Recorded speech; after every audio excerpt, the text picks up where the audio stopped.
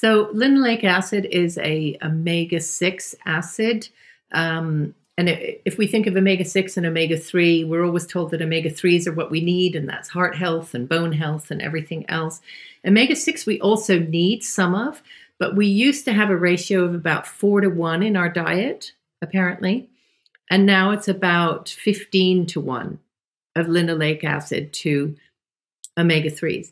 And you need a better balance for functionality. And there are all kinds of things that happen when you get an excess of linoleic acid. And people are just beginning to explore that. But there's indication of oxidation in the cells in the body. There's indication of associations with heart conditions. So it's kind of ironic because we've been told that these linoleic acids, which are found in polyunsaturated oils, are actually good for us. We've historically been told this. So what I mean by polyunsaturated oils are things like sunflower oil, soybean oil. Now, we consume so much of those things now compared to, say, in the 1930s and 40s. Astronomical amounts of those. And that's why the linoleic acid content of our diets has gone up. And that's why the content of our fat tissue has also gone up. So we now know that something like 9% of our fat tissue was linoleic acid historically. It's now 21%. So it's really quite a big change. And the research on this is new. No, it's 20 years old, but there is always emerging research talking about the new effects of this type of acid, fatty acid.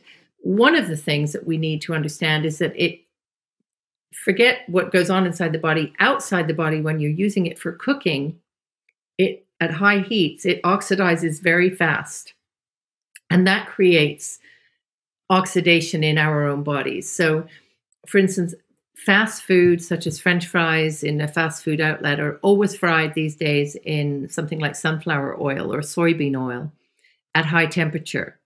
It's probably that which is causing those foods to be bad for us rather than the frying itself. So they used to be fried in lard, which was an animal fat. And even McDonald's fries were fried in lard, and they tasted bloody marvelous as well as a result. But then they switched over to the sunflower oil or soybean oil. And, you're getting oxidation and toxicity in the very process of creating those French fries because of the breakdown in this type of oil, because of the way it's constructed, the carbons, the different molecules, the way they're put together, it breaks down at these high heats and creates a toxicity. So when it comes to this huge increase that's now in our bodies, is that primarily through processed foods and fried foods? I'm guessing it's both of those things, yeah. Because certainly processed foods, you really rarely see an olive oil, for instance, in a processed food. It's always a soybean oil or a sunflower oil. You're really hard pressed to find. It might be a palm oil. That's true these days when in baked goods, palm oil. But yeah, it's processed foods and fried foods, fast foods, which are processed foods, really. They fall into the same category. Let's extrapolate from the soy oil piece and talk about soy as a whole, because for a lot of people that are in the plant-based world and avoiding meat, that becomes a primary source of protein. So let's talk about some of the complications if somebody is including that in the diet at such a high level. Yeah, so soy is known to contain isoflavones, which are endocrine disruptors, which simply put means they affect your hormonal system. So in small quantities, I imagine there's no harm going to come. In large quantities, possibly harm will come. So we know what a large quantity of soy milk does to a man, for instance. There's only one case, because I don't think many men drink this much soy milk, but a man who is drinking, I think, 3 liters of soy milk a day grew breasts because of the hormonal changes that the milk had created in him. And then he stopped doing that and it's quite a famous study. He stopped doing that and he was okay. So clearly people aren't going to drink that much soy milk, and that would not be good for them. But I still think that's an indicator that this is a food that needs to be moderated.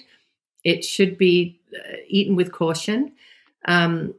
Interesting experiment was done, I think, in a prison in the Midwest, and this was studied by the Weston Price Foundation. They put certain groups of prisoners on completely plant-based diets with lots of soy elements in them. Again, the hormonal disruption was pretty severe in the men and the women. The women stopped menstruating. The men noticed all kinds of other changes. So they had to revert back to, less soy in the diet and more animal foods in the diet. So those are some indicators. There's also something called, I'm going to mispronounce this probably, but genistein, which is an element of, one variation on the isoflavone, which is recommended only in very small amounts for babies. So children, as you can imagine, are more susceptible to hormonal effects than adults because they're so small. And so the amount that is recommended of genistein per day would be exceeded if a child was fed, say, just one drink of soy milk every day. So that's an indication that for children in particular, this is a food source that needs to be looked at with caution. Certainly not, embraced whole hog as the main source of the protein. And correct me if I'm wrong, but isn't soy formula a pretty common thing? I believe it is, but I don't know how common. I don't know how many people use it, but I know it's available. Yeah. If you enjoyed that clip, press here for the full episode. I'll see you over there. The fact that we have these three legs, the health, the environment, and ethics, makes for this, what I sometimes refer to that as a three-legged stool. It's pretty hard to kick over a three-legged stool. If you take one of those legs out, you can kick it over pretty quickly. But the